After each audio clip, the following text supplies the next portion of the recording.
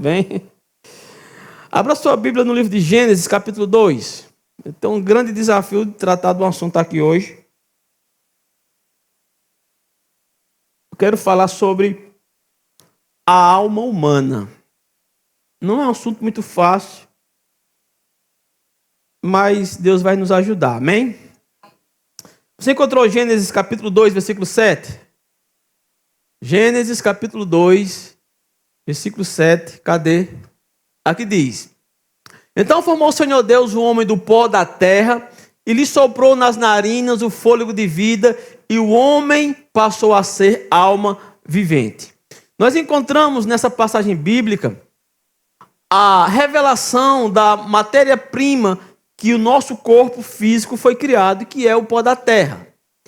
E depois Deus soprou nas narinas desse boneco de barro o sopro de vida, como algumas traduções chamam, o espírito de vida. Se formos no original, essa palavra fôlego, como é que diz essa versão? Fôlego de vida. A palavra no original é a palavra neshama. Essa palavra tem três principais significados, que é fôlego, respiração ou espírito. Então seria melhor traduzir no lugar de fôlego, espírito. Não que seja errado colocar fôlego, mas que fica melhor para nossa compreensão espírito. Então, no caso, o homem foi feito do pó da terra, o corpo. O espírito, ele veio pelo sopro de Deus. E quando esse sopro de Deus entrou, ou seja, esse espírito que veio pelo sopro de Deus, entrou nas narinas daquele boneco de barro, o homem passou a ser o quê? Alma vivente. E aí nós temos a formação trina do ser humano: espírito, alma e corpo. Se formos lá em 1 Tessalonicenses capítulo 5, versículo 23, isso deixa mais clara ainda a composição do ser humano, que é espírito, alma e corpo.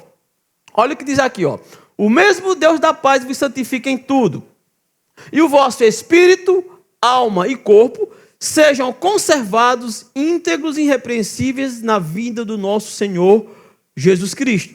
Então vê que a Bíblia aqui ela faz uma classificação do que é o ser humano: um espírito que possui uma alma e habita em um corpo. Você está aqui? Para quem já está congregando aqui conosco há um bom tempo, isso é um assunto mais do mais. Mas sempre temos novas pessoas chegando que ainda não ouviu falar desse assunto, mas que precisa compreender acerca da formação do ser humano, que é espírito, alma e corpo. Então, o que é o espírito? O espírito é o homem interior. O espírito é a parte do homem que nasce de novo, que se torna uma nova criação por meio de Cristo Jesus. E o espírito é a parte do homem que entra em contato com Deus. Deus não pode se relacionar, Deus não pode se comunicar com um animal, porque o animal não tem espírito, ele só tem alma. Então, o homem é o único ser criado que pode entrar em contato com Deus, porque o homem ele é um espírito. Ele possui uma alma e habita em um corpo. Então, a parte do homem que lida com Deus, que lida com as coisas espirituais, que se comunica, que tem contato com o que é espiritual, é o nosso espírito, que é o nosso homem interior.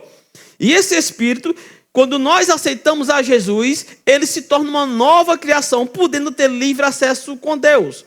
O espírito que não é recriado, ele não pode se conectar com Deus, porque a natureza dele ainda é a natureza do pecado. E um espírito com a natureza do pecado, ele não pode se conectar com Deus, ele não pode ter contato com Deus, somente após a recriação por meio de Cristo Jesus. Essa é a primeira parte do homem, o espírito. A alma, nós podemos chamar de mente. Entenda uma coisa: quando falamos de alma, nós estamos falando da mente humana. E essa alma, ela não nasceu de novo. Essa alma, ela precisa ser renovada pelo estudo e a meditação da palavra de Deus. Porque no dia que você aceitou a Jesus, o seu espírito foi recriado, mas a sua mente permaneceu a mesma mente. E essa mente, agora, tendo um espírito recriado, ela vai passar agora por mudanças, por meio do estudo da palavra de Deus e da meditação da palavra de Deus. Nós falávamos de uma forma diferente, nós vivíamos de uma forma diferente, e agora essa mentalidade diferente, ela vai passar por uma mudança, e essa mudança é por meio dos princípios da palavra de Deus. Quem já provou isso aqui? Você vivia de uma forma, você se comportava de uma forma, você nasceu de novo em Cristo Jesus, o seu espírito foi recriado e você passou a adaptar a sua mente a um novo contexto de vida por meio da palavra de Deus. Foi ou não foi assim? Então entenda, mas a alma ela não foi transformada no dia que você aceitou a Cristo, mas ela será transformada totalmente no dia do arrebatamento. No dia que formos arrebatados, a nossa alma, ela será transformada para a estatura perfeita de Cristo. Ou seja, nós vamos alcançar a maturidade na nossa mentalidade. A nossa mente será uma mente perfeita. Você está compreendendo? E a Bíblia deixa claro que existe uma divisão entre alma e espírito. Porque uma coisa é a alma e outra coisa é o espírito. O espírito e a alma formam a natureza espiritual do ser humano. Nós temos uma natureza espiritual e nós temos uma natureza física. E a alma, ela não faz parte do que é físico. A alma, ela não é material. A alma, ela é espiritual. Então, ela faz parte da natureza espiritual, mas ela não é o nosso espírito. Ela é uma parte dessa natureza espiritual. Lá no livro de Hebreus, capítulo 4, versículo 12... a Bíblia traz e mostra essa divisão, traz uma luz e mostra essa divisão. E a palavra de Deus é a única coisa que consegue chegar na divisão e dizer isso é alma e isso é espírito. Em Hebreus capítulo 4, versículo 12. Olha o que diz aqui, ó. Porque a palavra de Deus é viva e eficaz e mais cortante do que qualquer espada de dois gumes. E penetra até o ponto de dividir a alma e o quê? E espírito, juntas e medulas, e é apta para discernir os pensamentos e o propósito do coração do homem. Somente a palavra de Deus consegue penetrar na divisão de alma e espírito. E só falta a terceira parte, que é o corpo humano. Então estou passando aqui uma pincelada geral nas 3 dimensões do homem. O corpo é a parte que lida com o mundo espiritual por meio dos 5 sentidos. Então, o nosso corpo recebeu os 5 sentidos para se conectar com tudo aquilo que é físico e material. E esse corpo, nós herdamos uma natureza pecaminosa por causa do pecado de Adão. Então, nós temos uma natureza pecaminosa na nossa carne, porque foi herdada por causa do pecado de Adão. E nós só vamos nos libertar da natureza da carne no dia do arrebatamento. Entenda, no dia do arrebatamento nós chegaremos à perfeição. Nosso espírito não sofrerá mudança alguma, porque ele já tem a natureza de Deus. Mas a nossa alma, o nosso corpo, vão passar por uma transformação e nós chegaremos à estatura perfeita de Cristo no dia do arrebatamento. Maranata, ora vem Senhor Jesus. Será um dia, queridos, que nós não teremos mazelas nas nossas vidas, nós não iremos cansar, nós não iremos ter nenhum tipo de problema emocional, ou seja lá o que for, porque nós chegaremos à estatura perfeita de Cristo, que será a transformação da nossa alma e a transformação do nosso corpo, do qual nós não teremos mais essa natureza pecaminosa. Você está comigo? Eu quero colocar aqui para nós, Gálatas 5,16. Eu quero que você entenda uma coisa. O nosso espírito, quando aceitamos a Cristo, ele é recriado, amém? Esse espírito, ele recebe a natureza segundo Deus. E esse nosso espírito recriado, ele tem uma vontade, ele deseja alguma coisa. De contrapartida, o nosso corpo, que tem a natureza do pecado, ele também deseja. Mas ele tem uma vontade, que é uma inclinação para as coisas carnais. E existe um cabo de guerra para ver quem vai governar.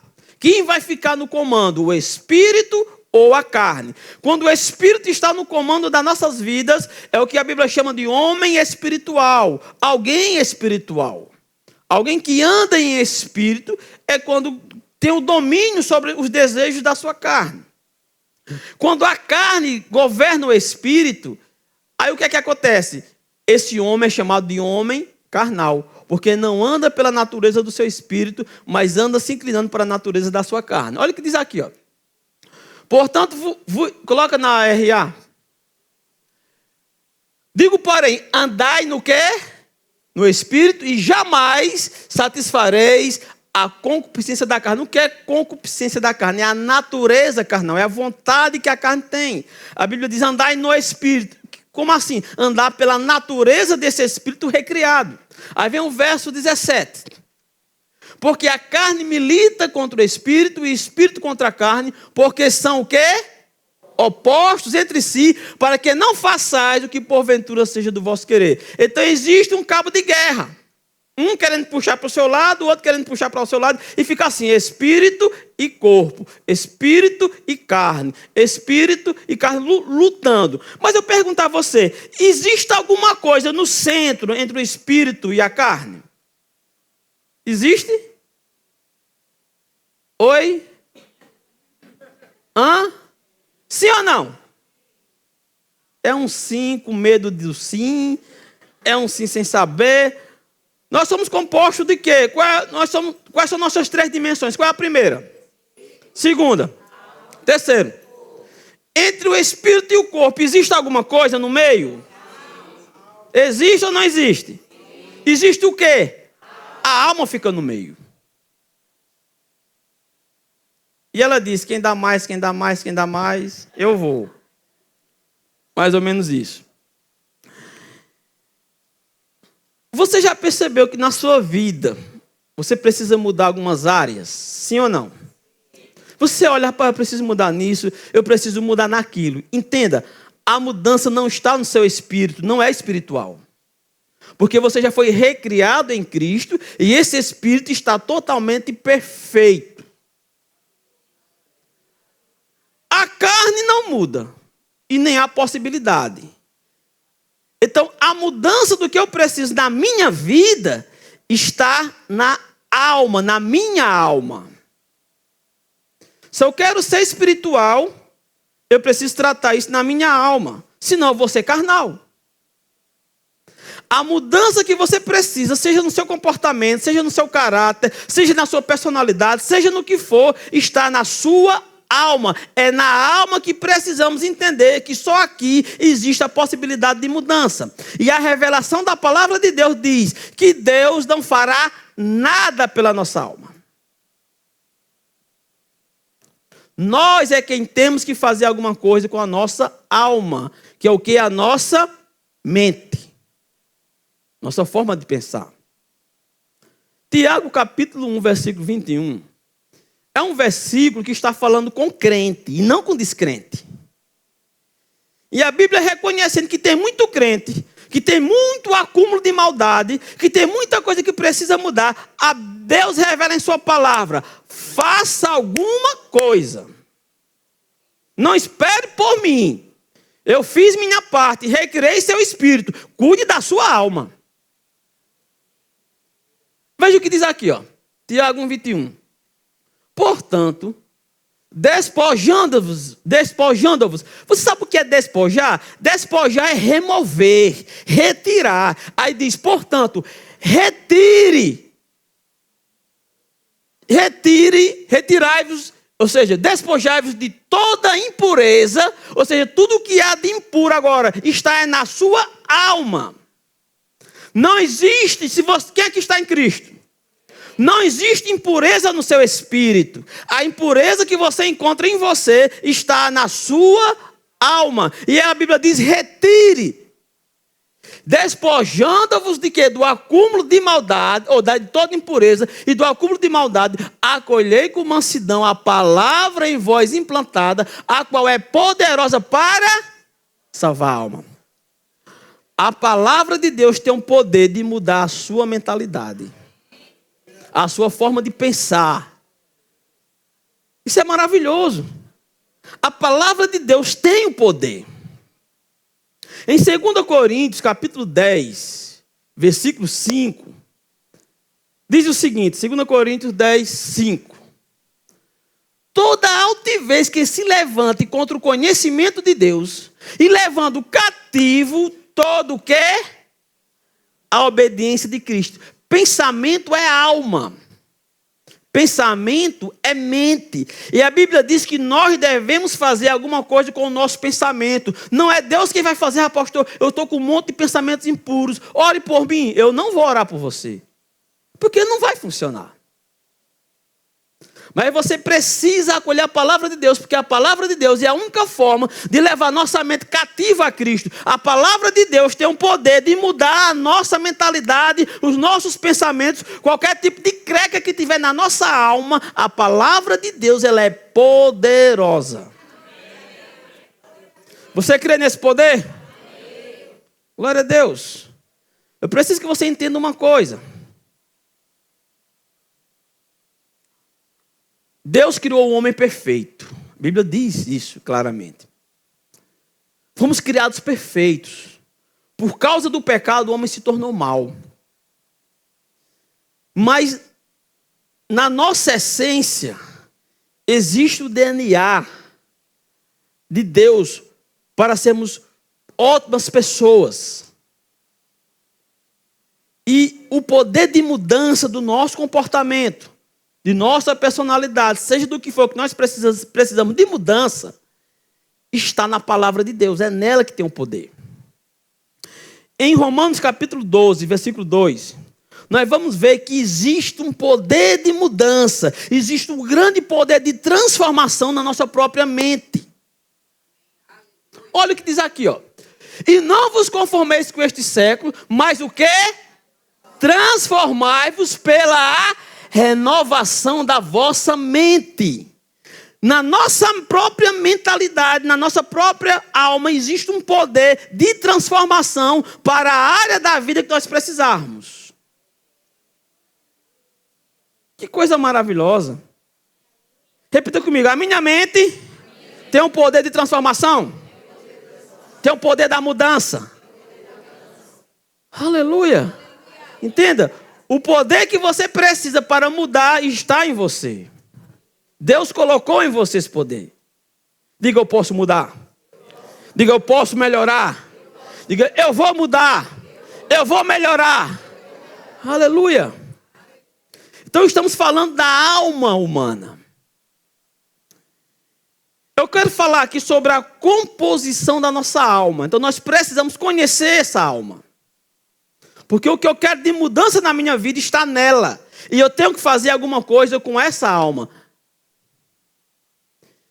Então entenda, quando falamos de alma, a alma ela é formada pela nossa mente, que é o intelecto, e nossa vontade e nossas emoções. Então quando falamos de emoções, estamos falando de alma. Estamos falando da mente. A nossa alma, ela lida com o reino intelectual e emocional. E essa alma, ela é a sede do raciocínio. Quero que você entenda isso. Diga assim, minha alma é a sede do meu raciocínio, da minha memória e personalidade. Tudo isso pode mudar.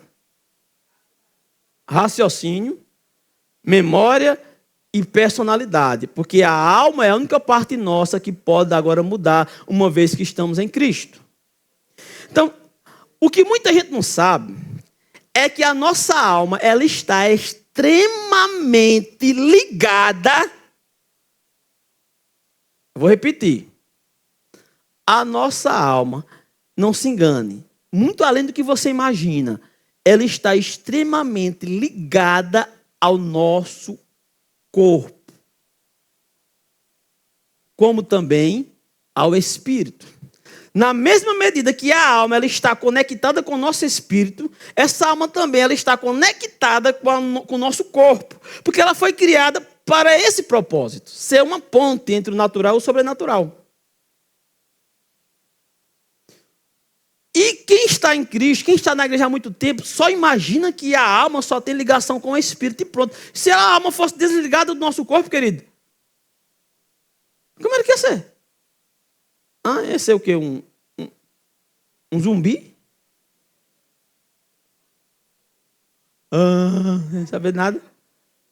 A nossa alma está totalmente ligada ao nosso corpo. Então, para você ter ideia, quem aqui raciocina? Coisa boa, coisa maravilhosa.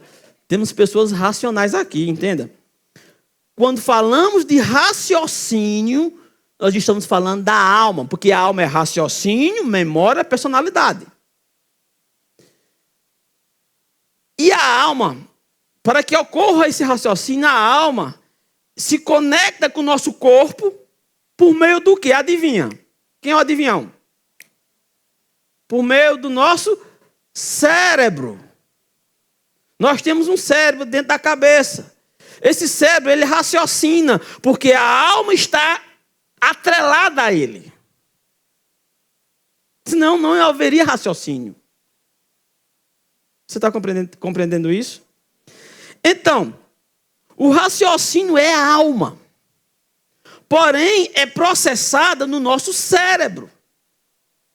Do mesmo jeito é a memória. Memória é a alma.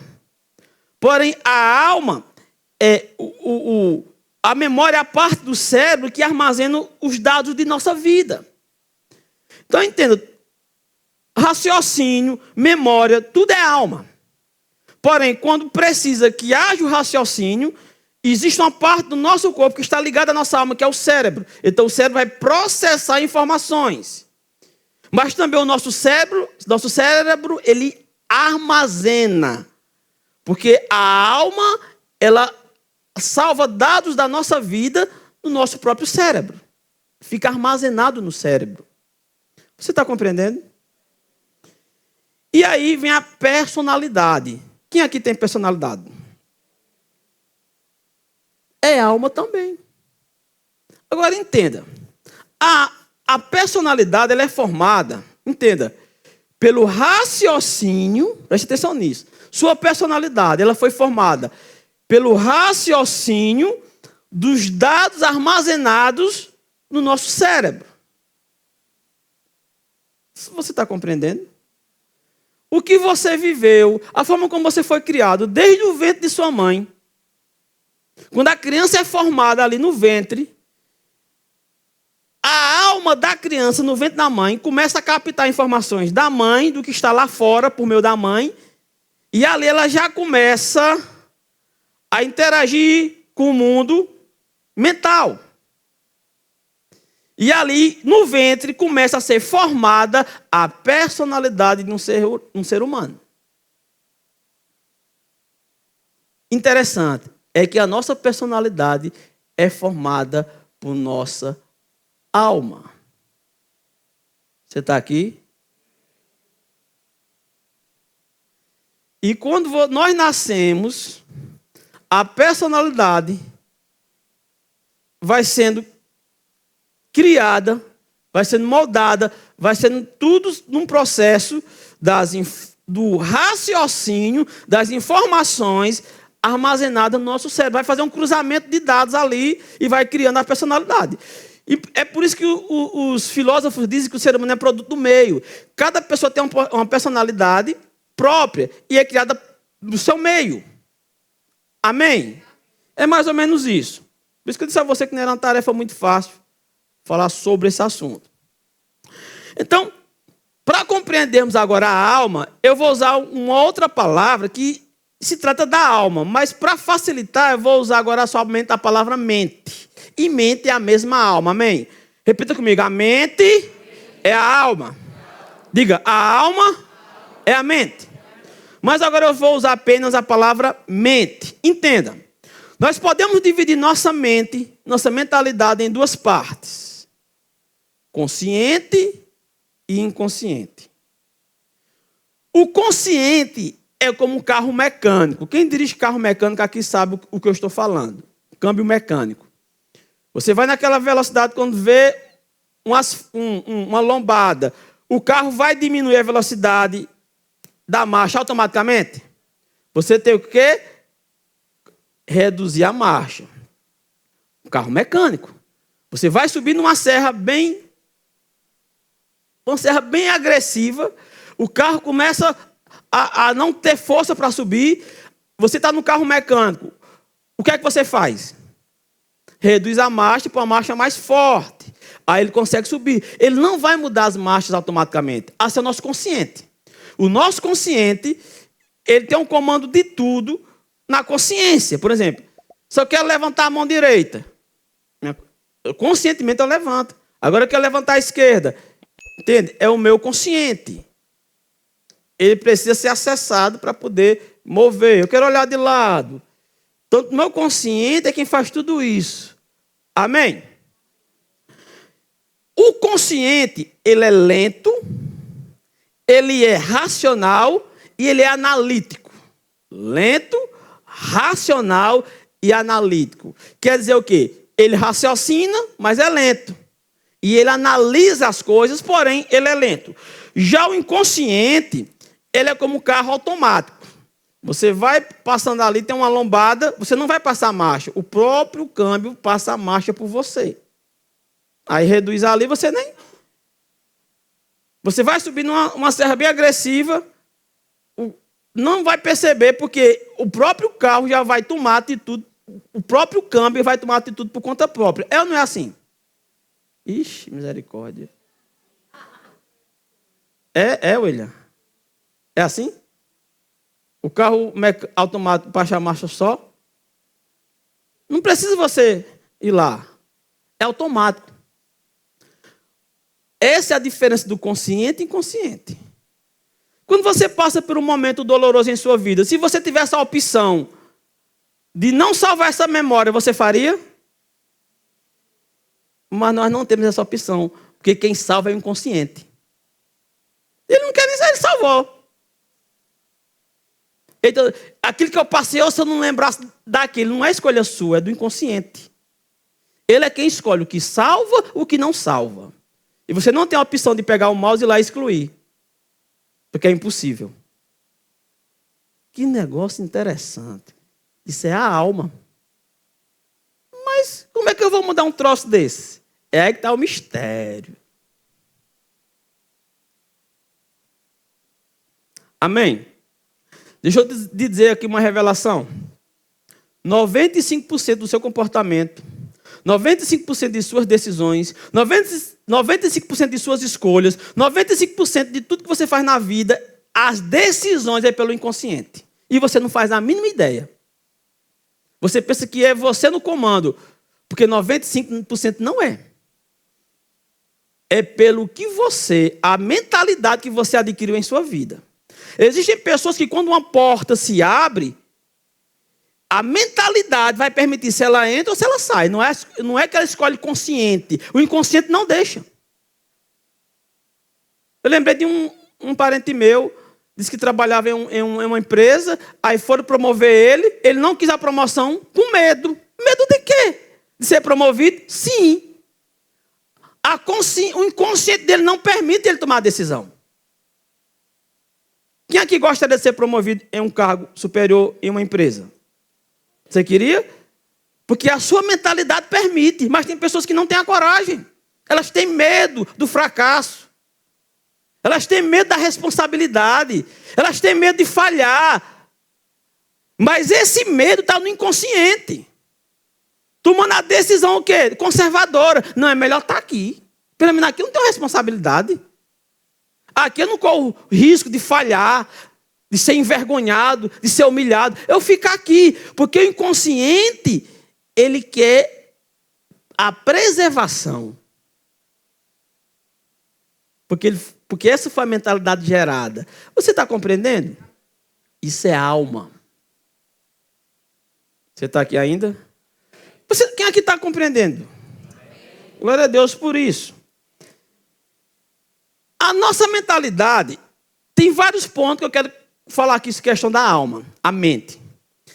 Existem várias coisas que estão nela. E uma das coisas que existe na alma, na nossa mente, é um negócio chamado compulsão à repetição.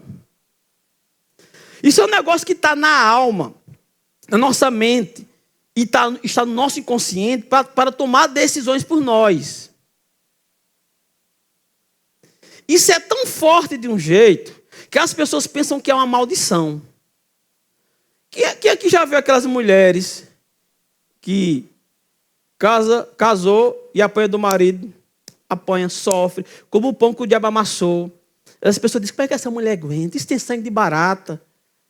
Aí se separa, não chegou a um limite que se separou. Aí tem uma infinidade de homens. Aí vai achar a mesma espécie, da mesma categoria, da mesma qualidade. Sofre, sofre, sofre, não aguenta, sai de novo, se envolve da mesma qualidade de gente. Diz, é uma maldição, coloquei chiclete na cruz, não tem jeito. O que é isso na minha vida? Compulsão à repetição, está no inconsciente. E a pessoa não faz a mínima ideia.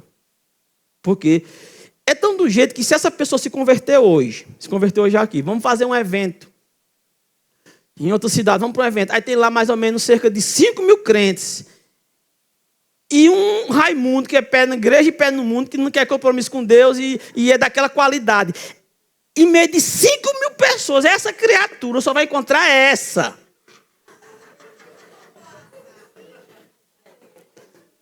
Gente, não é mentira não, é desse jeito. Mas o que é isso? É porque existe aí uma compulsão à repetição que está programada na alma da pessoa, no inconsciente. E ele é quem faz as escolhas. Agora entenda o seguinte, isso tudo tem um processo. O primeiro processo é chamado de associação. O que isso quer dizer? O inconsciente dessa pessoa faz uma associação com o quê? Com o que ela viveu na infância. Ela da infância via o pai batendo na mãe, a mãe apanhando do pai, via aquela briga direto, aquele inferno naquele lar, e ela fez uma associação. Homem não presta. Casamento não presta. E ela associou isso e ficou no inconsciente. O consciente salvou. Homem não presta. Casamento é algo ruim. Depois da associação, vem aquilo que chamamos de interpretação. Ela agora vai interpretar. O consciente dela faz a interpretação, que é o quê? Não é bom casar, não vou casar nunca na minha vida. Nunca que eu quero casar. Fez uma interpretação daquele trauma. Você está compreendendo? Aí ela diz, não é bom casar, não vou casar nunca na minha vida. Aí depois, vem o que chamamos de generalização. Quando uma pessoa passa por um momento traumático, isso é traumático, uma criança vê o pai bater na mãe, então o inconsciente ele vai generalizar. Como assim?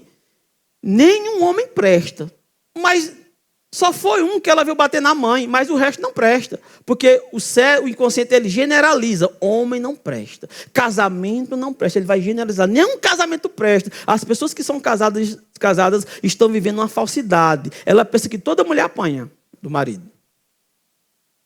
Você está compreendendo aqui? Depois da generalização, aí vem o pior, que é a sintonia. O inconsciente, sabe, vai atrair para a pessoa aquilo que está salvo nele. É o que chama-se de sintonia. A pessoa não vai enxergar aquilo. Gente, esse negócio de sintonia do cérebro é um negócio impressionante. É tipo assim, o meu carro é um Agile. Eu nunca tinha ouvido falar desse carro. No dia que Deus me deu o Agile, desse dia em diante, todo dia eu vejo um Agile na rua. Todo dia eu vejo agora.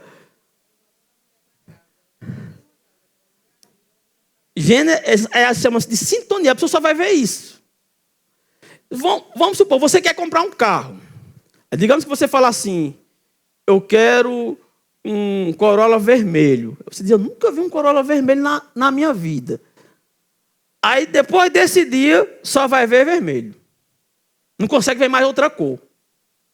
Por causa da sintonia. O inconsciente, ele entendeu aquilo, ele só vai ver você ver aquilo. É o que acontece com a mulher que criou um trauma de que o homem não presta, que casamento não presta. Ela só vai encontrar gente que não presta. O que é que eu faço? Vou pegar a palavra. é aquilo que a gente fala aqui e muita gente não crê. A Bíblia diz que o poder da morte, o poder da vida está onde? Na língua. O que bem a utiliza vai comer do seu fruto. O que é que eu vou falar? Se eu sou uma pessoa que vi minha mãe apanhando, do meu pai, aquela coisa toda, e eu vivo nessa compulsão à repetição. Depois da sintonia só se repete, só se repete, só se repete. O que é que eu faço? Eu vou mudar meu mundo pelas minhas palavras. Como? Eu vou casar com o homem de Deus. Eu vou ter um bom casamento. Eu vou ser feliz. E começa a falar, começa a declarar. E começa a mudar o seu mundo pela sua confissão. O que você fala, o seu inconsciente vai interpretar e salvar. Nada dá certo na minha vida. Ele pegou, puf, salvou. E agora só vai ser isso. Nada vai dar certo em sua vida mesmo, não. Porque ele está programado para direcionar você somente para o erro. É automático. Por isso que a Bíblia fala tanto, e a gente repete tanto aqui. Cuidado com o que sai da sua boca. Porque o inconsciente pode salvar. E vai sintonizar tudo de acordo com o que você fala. Vocês estão comigo? Diga, eu posso mudar meu mundo com as minhas palavras. E não tem palavra melhor do que falar o que Deus fala. Eu comerei o melhor dessa terra. Eu serei um homem próspero, eu sou uma pessoa próspera. Eu vou abençoar muitas pessoas. Deus vai me fazer enriquecer. É começar a falar, inconsciente. Opa, isso vai salvando e guardando. É isso, ó. É isso. Aí vai ter a sintonia e a compulsão, a repetição. Só vai vir bênção. Bênção, bênção, bênção. Tem crente que olha assim, tem crente que olha assim, por que fulano é tão abençoado? É o que ele fala. Agora veja o que você fala, veja o que sai de sua boca.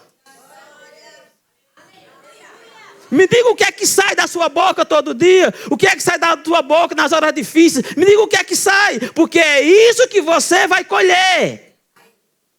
Porque inconscientemente, o meio que nós somos criados acaba colocando uma programação no nosso inconsciente e nós temos que romper isso.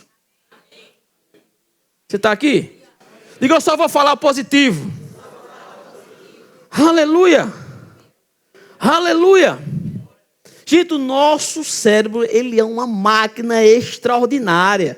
E ela foi nos dada a nosso favor. É por isso que a Bíblia diz, o que bem a utilizar a sua língua vai colher do fruto dela. A Bíblia não está endoidando, ela sabe o que está dizendo, mas foi Deus quem escreveu a Bíblia. O homem escreveu, mas foi Deus quem deu a inspiração. Fale o sucesso, fale a vitória, fale a saúde, fale só o que é bom, agradável e perfeito. Olha, eu já prestei atenção, todos os livros que eu já li sobre riqueza, sobre como ganhar dinheiro, eu vi aquele livro, Segredos da Mente Milionária. Quem já leu aquele livro? É um livro maravilhoso, eu duvido você não perceber, como ele fala, não diga que você não tem dinheiro. Não é isso que fala no livro. E eles são ímpios escrevendo um livro, nem sabem nem se Deus existe, mas diz, olha, não fale não. Você vai atrair a pobreza por meio da sua boca. Você vai atrair a falta por meio da sua boca. Se não tiver, diga, vai chegar. Seu filho chega, papai, eu quero aquele tênis. Não tenho dinheiro, diga assim, meu filho, vai chegar. Vamos orar, Deus vai prover. Mas não fala falta. Fala provisão. Eu achei incrível, de cara, como é que um livro escrito por um ímpio diz que nós não podemos falar negativo. Ele descobriu que se você falar pobreza, você vai ter a pobreza. Se falar doença, você vai ter a doença. Posso ouvir algum amém aqui? Amém. Deus é bom. Eu vou pular algumas coisas aqui, não vai dar tempo. Mas tem uma coisa que eu quero tocar aqui. É sucesso, infelizmente. É só o que se fala. É as principais notícias. Em todo lugar que você entra e você sai, as principais notícias é uma palavra única.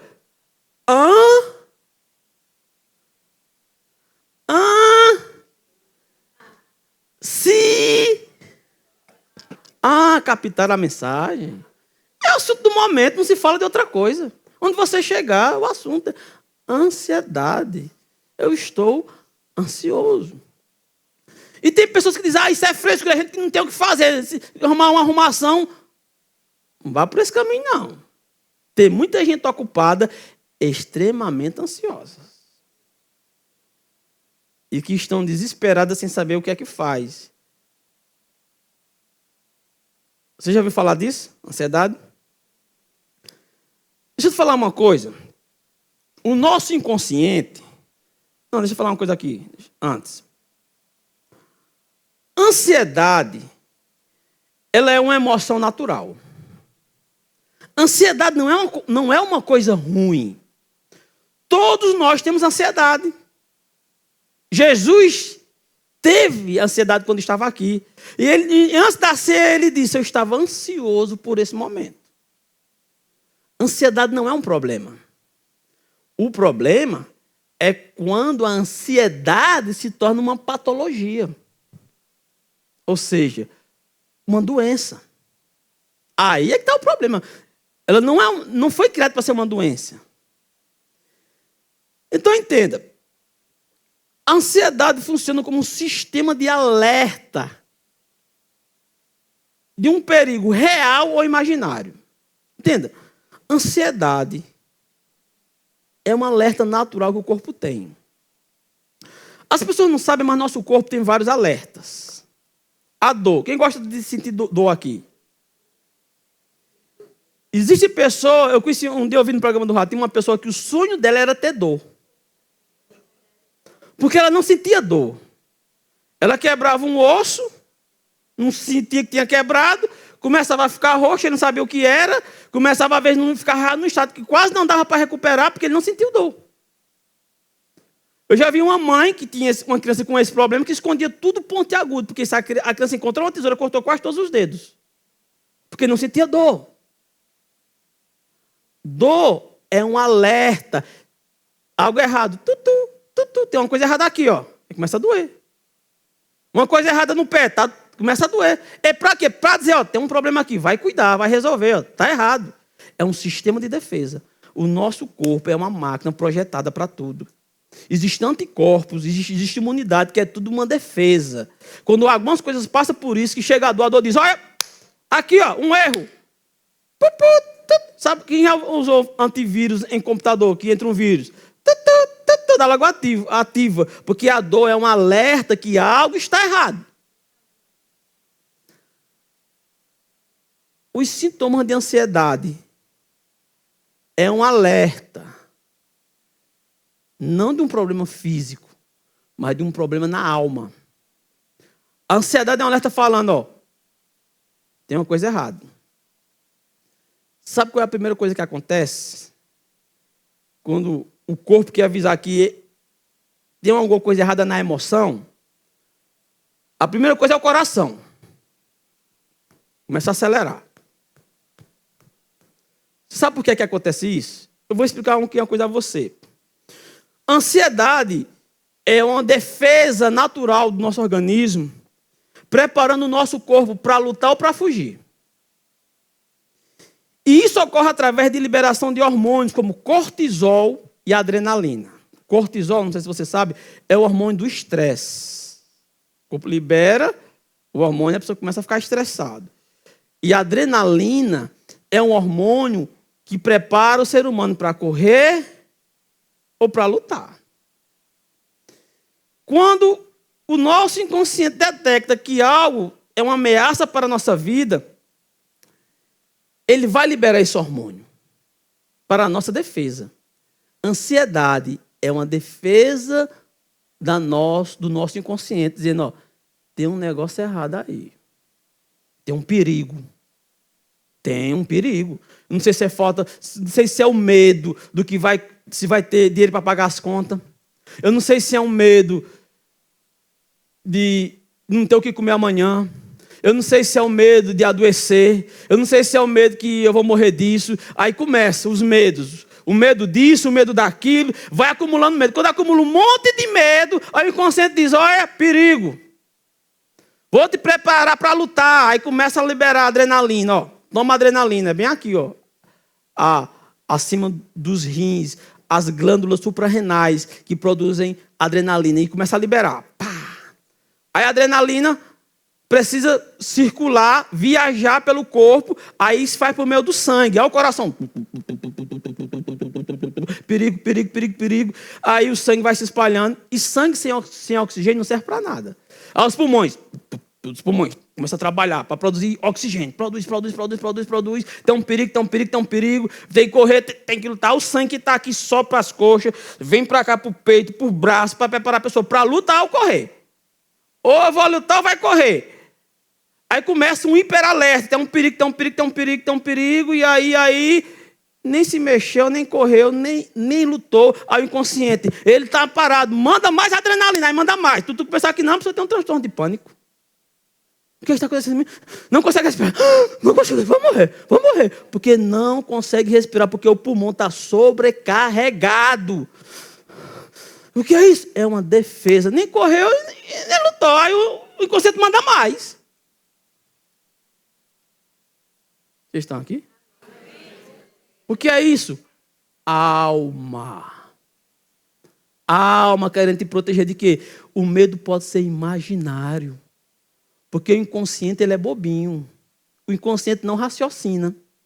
O inconsciente ele não é analítico, ele não analisa as coisas. O inconsciente ele funciona da forma binária. 1 e 0, ou 0 e 1. O inconsciente ele não raciocina.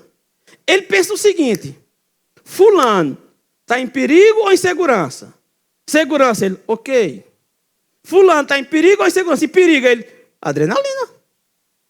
Está em perigo, vamos proteger, vamos se preparar para lutar ou para correr. É assim que ele funciona. Você está entendendo? Mas por que ele libera? Porque existe medo. E o inconsciente é interessante. Ele é muito rápido. O inconsciente é interessante. Olha, eu vou falar de mim. Uma certa vez eu estava na frente da empresa que eu trabalhava, esperando abrir. E aí vi um boi brabo na rua. Quando eu vi o boi brabo assim, enquanto o consciente ia pensar as possibilidades de fuga, a distância entre o boi e eu, para onde é que eu vou? Enquanto o consciente fosse fazer isso, ele é muito lento. Aí quem ativou foi o meu inconsciente. Gente, não me pergunte, eu estava em cima de um muro. Eu não fazia ideia como eu cheguei. E eu estava com um grande problema agora. Eu não sabia como descer. Gente, o inconsciente ele é tão rápido, ele quer a nossa proteção, ele quer nos proteger. Então ele não pensa, ele simplesmente age. E quando o crente fica com medo do que vai faltar amanhã, com medo se vai pagar as contas ou se não vai, com medo disso, com medo daquilo, com medo de uma doença que nem existe, ele nem tem. Tem crente só falta falar assim, ó, pastor, domingo que vem eu não vou para o culto não. Por quê? Porque eu vou estar gripado. Gente, por quê? Porque está tendo uma virose aí. Com certeza eu vou gripar. Diga, já está com medo. Medo baixa a imunidade. Medo vai acelerar o coração. Só que a patologia da ansiedade, ele é um acúmulo de medos e medos. Quando pensar que não, está lá o coração acelerado. Entenda, ansiedade é acúmulo de medo. E o que é que eu faço, pastor? A palavra de Deus. Davi era um homem que vivia em grande estado de medo constante. Por quê? Porque Saul, o rei, queria matá-lo. Davi vivia em hiperalerta constante. A qualquer momento ele tem que lutar. Quando a pessoa está em hiperalerta, a qualquer momento ele vai lutar. Então ele vivia direto ansioso. E o que foi que Davi fez? Entenda, ansiedade é um medo constante que está diante do inconsciente e ele prepara você para lutar ou para fugir. E o que é que a gente faz diante do medo? Vamos programar o nosso inconsciente para ele saber que existe um Deus todo-poderoso que me guarda de todo medo.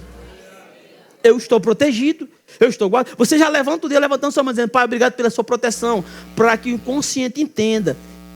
Ele está protegido, não precisa da adrenalina. Ele está protegido, não vamos produzir isso não. Coloca aí o Salmo 46, versículo 1. Davi vivia ansioso, com medo, hiperalerta, perigo constante. Salmo 46, versículo 1. Deus é o meu refúgio. Deus é a minha fortaleza. Deus é o meu socorro, bem presente na tribulação. E ele falando, o inconsciente recebendo a informação. Deus é meu socorro. Eu vou ter medo do quê? Vem o versículo 2. Portanto, não temeremos, ainda que a terra se transporte, os montes se abalam no meio dos mares. Versículo 3. Ainda que as águas tumultuem e espumejem, e na sua fúria os montes se estremeçam. Versículo 4. Há um rio cujas correntes alegram a cidade de Deus, o santuário da morada do Altíssimo. Aí vem o 5. Deus está no meio dela e jamais será abalada.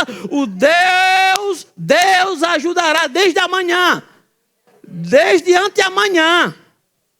Eu não tenho medo do meu futuro, porque Deus é meu presente e Ele é meu futuro.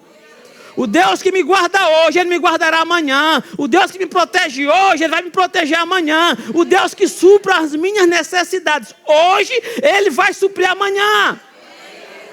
Entenda, o Deus que dá o cavalo é o mesmo que dá o capim. Nunca vai faltar nada para você não, meu querido. Ele é o mesmo ontem, hoje, eternamente. Ele é meu refúgio, Ele é minha fortaleza. Eu não tenho o que temer. Cite, fale todo dia. O seu inconsciente vai entender. Ele está protegido. Eu não vou liberar mais adrenalina nesse crente, não.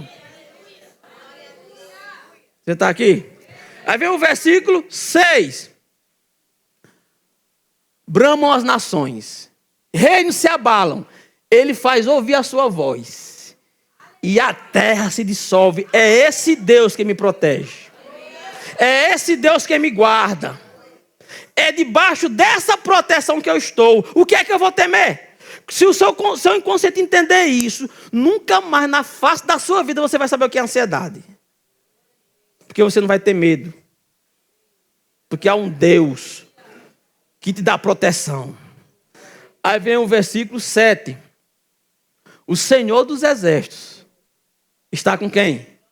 Diga, Ele está comigo. Diga, o Senhor dos Exércitos, Ele está comigo. Diga, o Deus de Jacó é o meu refúgio. Eu estou protegido. Ah, está tendo guerra lá no Iraque, sei lá, está dando guerra lá no Irã, vai ter guerra mundial, terceira guerra mundial. O Deus de Jacó é o meu refúgio, meu querido. Eu não vou temer guerra nenhuma. Ai, eu estou com medo, a gasolina já está aumentando. O Deus de Jacó está comigo, meu querido. Ele é o Deus da provisão. Ele nunca vai deixar faltar nada na sua casa. Amém? Você crê nisso? Versículo 8. Vinde, contemplai as obras do Senhor, que assolações efetuou efetuou na terra. Versículo 9. Ele põe termo à guerra. Ele põe termo à guerra até os confins do mundo. Quebra o arco, despedaça a lança, queima os carros de fogo. Esse é o nosso Deus. Versículo 10. Diga ao seu irmão, se aquieta-te, porque o Deus Criador é o nosso refúgio, é a nossa fortaleza, é o nosso provedor. Aleluia! Coloque o Salmo 91 aí, por favor. Só precisamos da palavra, querido. E adeus ansiedade. Só precisamos da palavra. Adeus medo do futuro, adeus medo do que vai vir. Só precisamos da palavra. O que habita no esconderijo do Altíssimo e descansa à sombra do Onipotente. Versículo 2. Diz ao Senhor, meu refúgio e meu baluarte, Deus meu, em quem? Você confia em Deus? Você confia em Deus? Diga para o seu inconsciente todo dia, eu confio em Deus. Diga, se o coração começar a querer bater, diga, eu confio em Deus. Ele é meu refúgio, Ele é a minha fortaleza. Olha o versículo 3. Pois Ele te livrará do laço do passarinheiro e da peste perniciosa. Versículo 4: cobrir-te-á com as suas penas e sob suas asas estarás seguro. A sua verdade é pavês e escudo. Diga, quem aqui tem confiança que está debaixo da proteção do Altíssimo? O que é que você vai ter medo? De não cobrir o cheque, de não cobrir a promissória? Qual é o medo? Nenhum. Quando você acreditar nisso e tiver armazenado, não sei, de tanto ele ouvir isso, ele vai dizer, eu não suporto mais, eu vou colocar isso aqui agora. Ele fala tanto que agora até eu me convenci. Ele está protegido pelo um Deus Todo-Poderoso. Amém. Versículo 5: não do que? Nem dá certo que eu vou do dia. Pode vir pandemia, pode vir epidemia, pode vir virose, pode vir o que for. Eu estou debaixo das asas do Altíssimo. Versículo 6. Versículo 7. Caiam 1000 ao teu lado, 10.000 à tua direita. Diga, eu não serei atingido. Diga mais uma vez, eu não serei atingido. Esse rumor de guerra mundial, de terceira guerra mundial, vai trazer muita gente lá para baixo, mas você não vai ser atingido por isso não. Aleluia. Quem é o seu Deus? Onde está a sua confiança? Em quem? Aleluia. Versículo 8: somente com os teus olhos contemplarás e verás o castigo dos ímpios. Versículo 9: pois disseste, o Senhor é o meu refúgio, fizeste do Altíssimo. Diga, eu estou em Deus. Eu estou no Deus Todo-Poderoso. Nenhum mal vai me atingir. Aleluia.